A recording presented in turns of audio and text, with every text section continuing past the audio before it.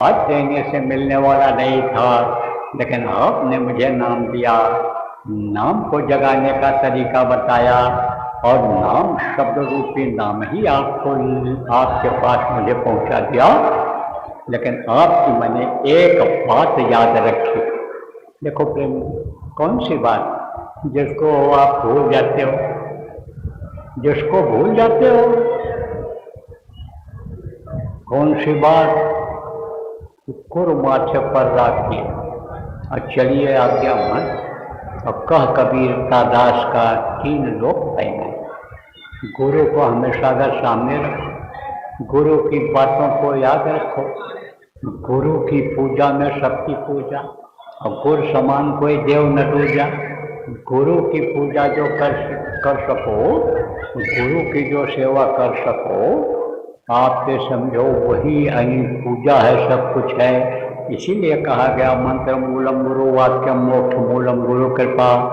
आप ये समझो ध्यान मूलम गुरु मूर्ति पूजा मूलम गुरु पदम, और मंत्र मूलम गुरु वाक्यम मोक्ष मूलम गुरु कृपा। सब लोग सेवा तो नहीं कर सकते गुरु की, क्योंकि एक गुरु जीवों को जब उबारना चाहते हैं तो बहुत से जीवों को दीक्षा नाम दान मंत्र देते हैं, और सब तो कैसे उनके शरीर की सेवा कर पाएंगे।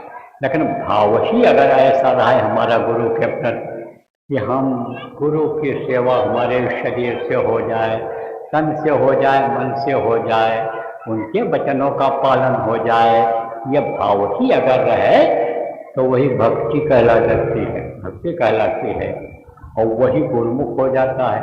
और गुरुमुख जो हो जाएगा, गुरुभक्त जो हो जाएगा उसको नर्क कोई नहीं ले जा सकता है। कहा सोना काई ना लगे और लोहा घुल नहीं खाए, और बुरा भला जो गुरु भगत नरक ने कबहू नरक न जाए। सोना में कभी काई लगती है? नहीं लगती है। मिट्टी गोबर में पड़ा रहा, सफाई कर दो तो बिल्कुल निखर जाता है, चमकने लगता है। सोना काई न लगे और लोहा घुल नहीं खाए। लोहा को कहीं घुन खा सकता है? कीड़ा उसमें लग सकता है? नहीं लग पाता है। तो लोहा घुन नहीं खाए, और बुरा भला जो गुरु भगत कब हो न जाए। अगर भक्ति है तो कहते हैं भक्त के वश में भगवान होते हैं, और भक्त के लिए क्या नहीं करते हैं। और भक्त अगर बोल दिया कोई चीज, और भक्ति अगर पक्की है उसकी, तो उसको नहीं होने वाला भी पूरा कर देते हैं। लेकिन भक्ति ऐसे नहीं होती है कहने से, भक्ति करनी होती है। तो आपको मैं बताऊं, ठीक कहते हैं ना कि शिष्य को ऐसा चाहिए कि गुरु को सर्वत दे, और गुरु को ऐसा चाहिए कि शिष्य को छू न ले। तो गुरु ऐसा होना चाहिए कि जो मुसीबत में न फंसने देगी, उसको हर जगह उसकी मदद करे, वो गुरु सच्चा गुरु कहलाता है। और शिष्य को यह रहता है कि मेरा कुछ नहीं है, सब कुछ गुरु का है, आपका है। ये जो मेरे धनपुत्र, मेरे पास धनपुत्र परिवार है, वो सब आपका है, मेरा कुछ नहीं। तो ये भाव ही भक्ति ले आता है। भक्ति समझो कि कहा गया, भक्ति करते छूटे मेरे प्राण, गुरु जी यही मांगू सदा। अगर भक्ति ही मांगी जाए तो भक्ति से ही मुक्ति मिल जाएगी। किससे मुक्ति मिल जाएगी? तकलीफों से मुक्ति मिल जाएगी, लड़ाई झगड़ा से मुक्ति मिल जाएगी, मर मुकदमे बाजी से मुक्ति मिल जाएगी, रुपया पैसा में जो बरकत नहीं होती, कमी बनी रहती है, उससे मुक्ति हो जाएगी, और तरफ से मुक्ति हो जाएगी। और ये आखिर में इस जीवात्मा की भी मुक्ति हो जाएगी। देखो, शरीर की मुक्ति तो आप कर देते हो कहाँ? शमशान घाट पर 2 दिन लग जाए मुर्दा जलाने में, तो आदमी वापस घर लाता है? नहीं लाता है। कहता है इनकी मुक्ति करा करके ही हम वापस जाएंगे। लेकिन जीवात्मा की मुक्ति नहीं हो पाती है। ये लौट लौट 84 आया, ये तो नरकों में भेज दी जाती, मारी जाती, काटी जाती, सड़ाई जाती, गलाई जाती, यही पेड़ बना करके खड़ा कर दी जाती है। 100 साल तक एक जगह से दूसरी जगह अपनी इच्छा से जा नहीं सकते। पक्षी बना दी जाती है, आसमान में उड़ते रहो, कीड़े मकोड़े बना दिए जाते हैं, रोज मरो दिन भर में रोज पैदा हो। यह है 84। तो 84 में लौट लौट 84 आई, लौट लौट करके 84 भेज दिया जाता है। मुक्ति इसको कब मिलती है? ईश्वर अंश जीव अविनाशी परमात्मा की अंश जीवात्मा, ये जब वहाँ पहुँच जाती है, परमात्मा में मिल जाती है, तब ये नीचे फिर नहीं आती है। कभी भी ये नीचे नहीं आ सकती है। तो इससे भी मुक्ति मिल जाएगी अगर गुरु भक्ति आ जाए। तब उसने कहा, इंदुमती, रानी इंदुमती, रानी इंदुमती ने कहा कि मैंने गुरु भक्ति पर सीखा भक्ति, और आपको हमेशा सामने रखे रही। तो जहाँ जहाँ भी दिक्कतें आती गई, आप हमारे सामने आते गए, और आपके सामने कोई टिक नहीं पाया।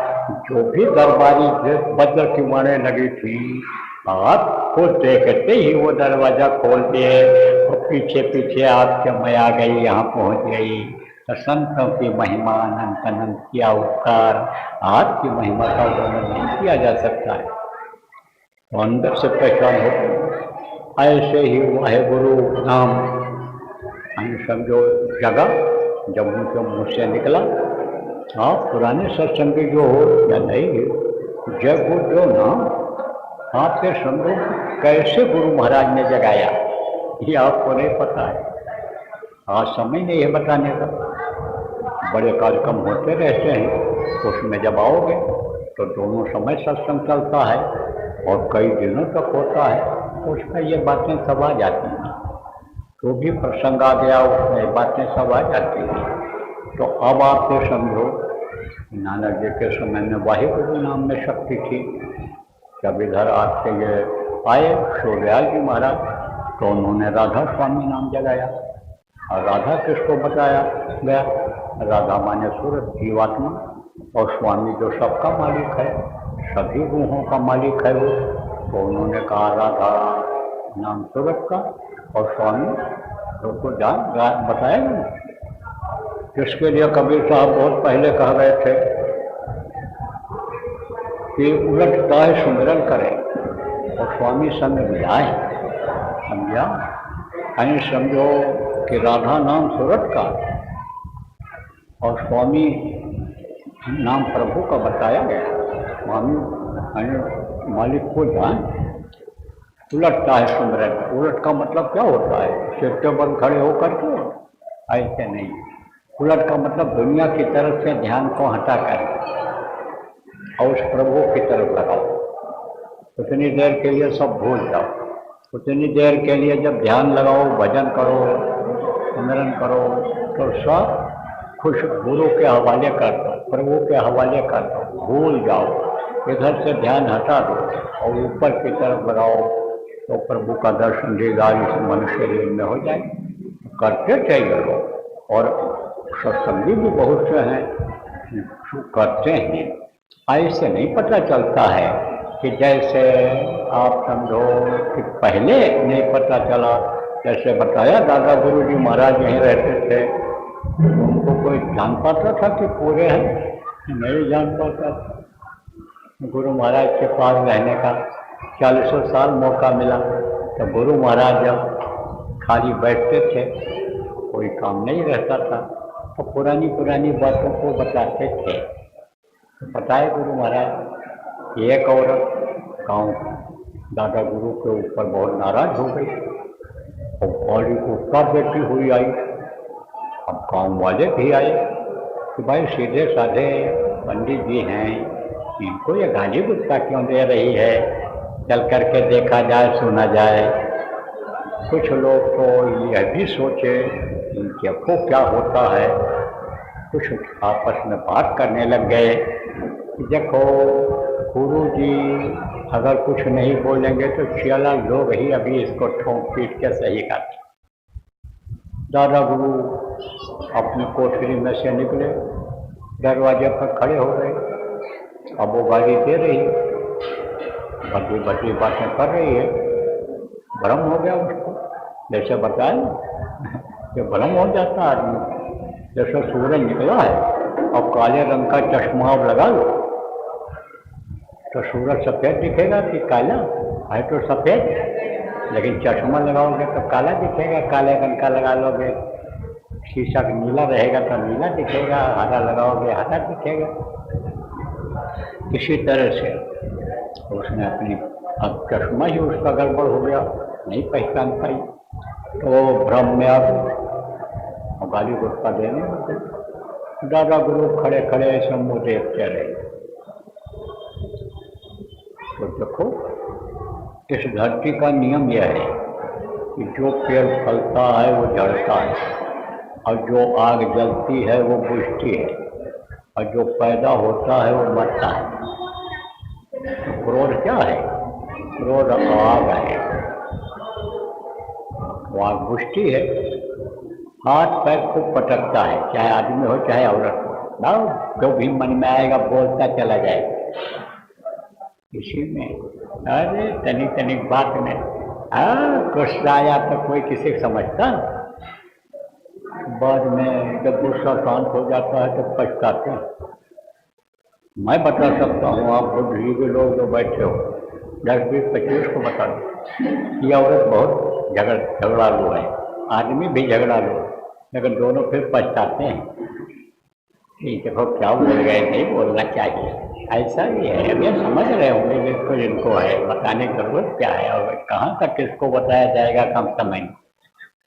तो सबका उपाय भी बता देता हूँ कि गुस्सा शांत हो जाए, बीमारी कम हो जाए, और आपके काम में जो रुकावट आती है उसमें भी कमी हो जाए, इसीलिए सब ये बात बता रहा हूँ आपको। तो दादा गुरु उसको देखते रहे, थोड़ी देर के बाद थक गई, एकदम चुप हो गई। जब चुप हो गई तो दादा गुरु ऐसे जेब में हाथ डाले, कुर्ता के जेब, और पलटे ऐसे देखे, फिर ऐसे जेब को पलटे ऐसे देखे, उसके बाद कुर्ता उतार करके ऐसे ऐसे झटकने लगे। तो गांव के ही किसी आदमी ने कहा, गुरुजी क्या हो गया, क्या देख रहे हो आप कुर्ता? बोले मैं देख रहा था इस औरत ने इतनी गाली दिया, वो रखा कहाँ है?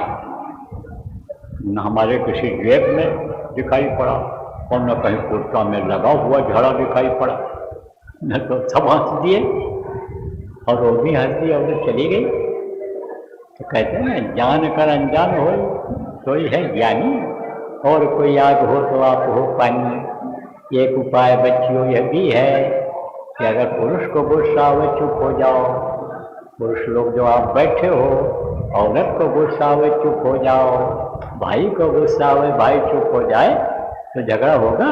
नहीं होगा, झगड़ा टल जाएगा।